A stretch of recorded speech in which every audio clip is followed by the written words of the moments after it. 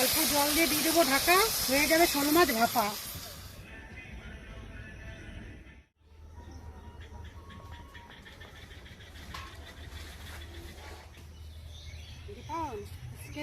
দেখ কত বড় শোল মাছ নিয়ে এসছি বাজার করে, কি হবে? শোল ভাপা হবে, ভাপা শোল হবে। কত বড় মাছ নিয়ে চলে এসছি, শোল মাছ। বন্ধুরা, বরিশাল রান্নাবান্নার চ্যানেলে আপনাদের সকলকে স্বাগত। আজকে চলে এসেছি নতুন একটা ভিডিও নিয়ে। আজকে হবে শোল ভাপা।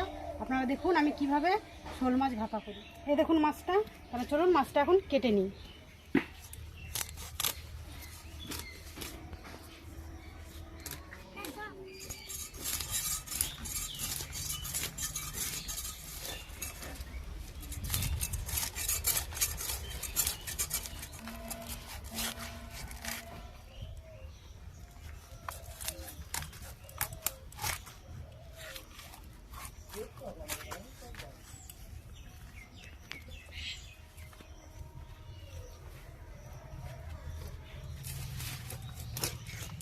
যখন আমি মাছটা আমার কাটা হয়ে গেল, এবার আমি ভালো করে ধুয়ে নিয়ে আসি। এখানে একটু লবণ নিয়ে চলে আসলাম। কিন্তু এই মাছ ধুতে অনেক টাইম লাগে, আপনারা কিন্তু ভালো করে ধুবেন, অনেকটা নুন লাগে। লবণ না দিয়ে ধুলে মাছের একটু লোদ কাটবে না। দেখুন আমি কি সুন্দর করে ধুয়ে নিয়ে এসেছি, সাদা হয়ে গেছে পুরো ধুতে ধুতে। তাহলে এখন মশলাগুলো করে নিই, তারপরে উনুন ধরাবো। একসাথে বেটে নেবো, একসাথে বেটে নেবো।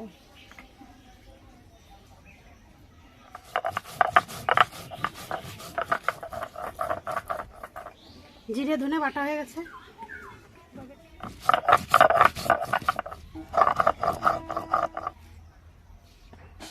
শুকনো লঙ্কা বাটা হয়ে গেল, গোটা গরম মশলা বেটে নেবো।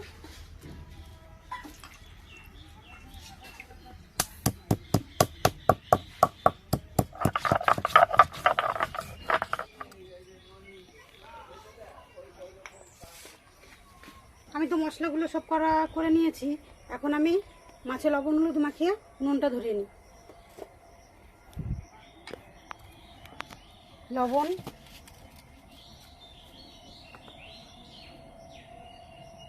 হলুদ,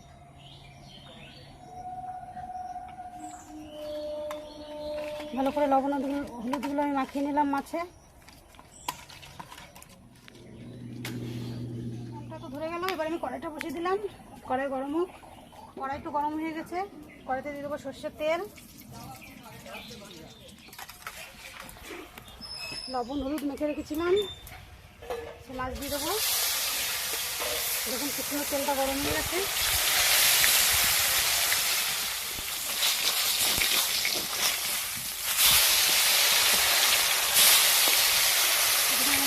লাল লাল হয়েছে, তারপরে কিন্তু উল্টাইছি মাছ। দেখুন মাছ ভাজা হয়ে গেছে, একটু সুন্দর করে ভেজেছি আমি মাছটা। এবার তুলে নেবো।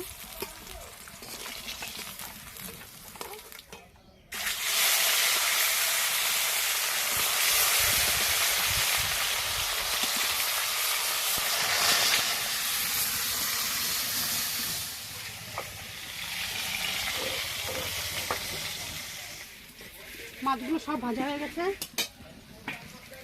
দেবো তেজপাতা আর গোটা জিরে। আজকে বেশি কিছু দেবো না।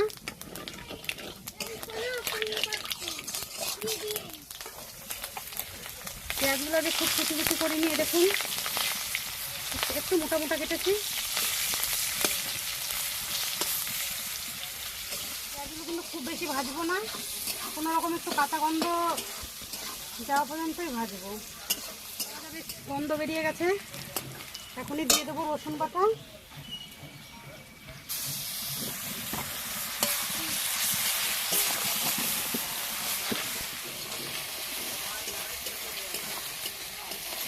আদা রসুন পেঁয়াজ ভাজা হয়ে গেছে।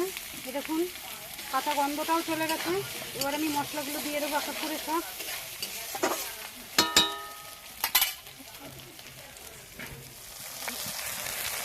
লঙ্কা বাটা,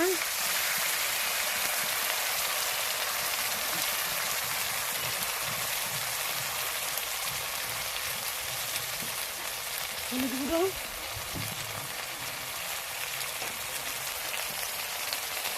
স্বাদমতো লবণ। এবার একই সঙ্গে মশলাগুলো ভালো করে একটু কষে নেবো।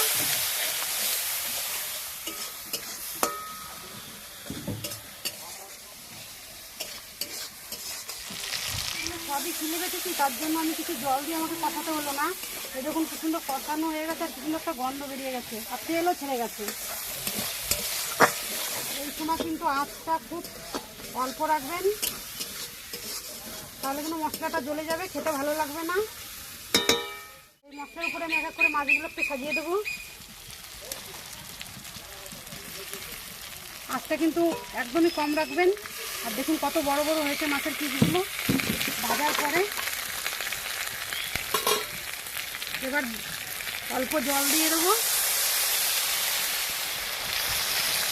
অল্প জল দিয়ে দেবো ঢাকা, হয়ে যাবে শোল মাছ ভাপা।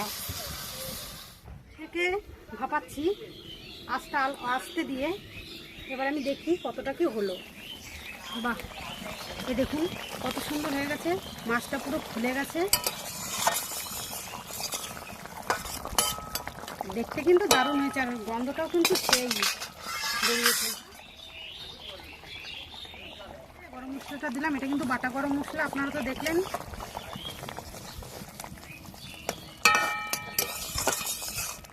গরম মশলাটা দেওয়ার পর আর একটু ঢেকে দেবো, তাহলে মাছের ভিতরে গন্ধটা যাবে।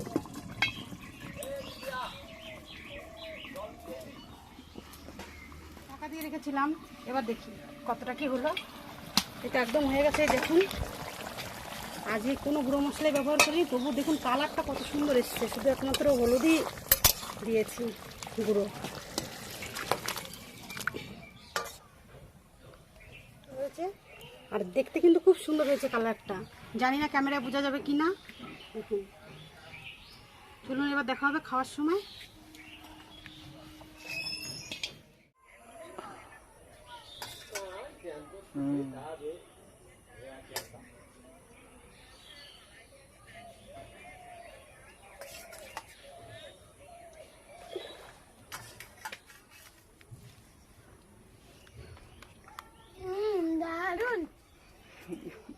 গরম কি তাও মনে হচ্ছে ডুবের জল মানে না, আগে খাই।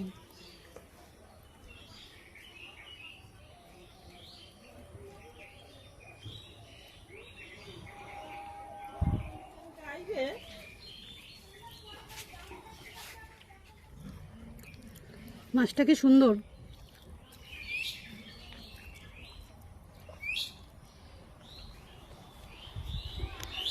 মাছটা খেতে সুন্দর, কিন্তু হেভি সুন্দর।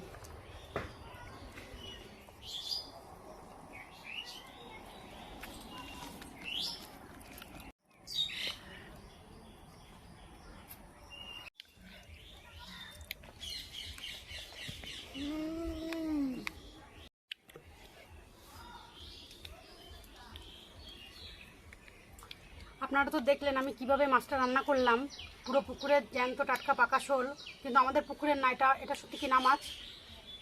আজকে ভিডিওটা এখানেই শেষ করলাম। আপনারা সবাই দেখবেন, দেখে অবশ্যই আপনারা যারা যারা দেখছেন কেউ আমাকে ফলো করছেন না, প্লিজ আপনারা একটু ফলো করে দেবেন। আর যদি ভালো লাগে অবশ্যই লাইক করবেন, শেয়ার করবেন, আর আমাকে কমেন্ট করে জানাবেন আপনারা কে কোথা থেকে দেখছেন। নমস্কার, ভালো থাকবেন, সুস্থ থাকবেন, আবার দেখা হচ্ছে অন্য একটা নতুন ভিডিওর সঙ্গে।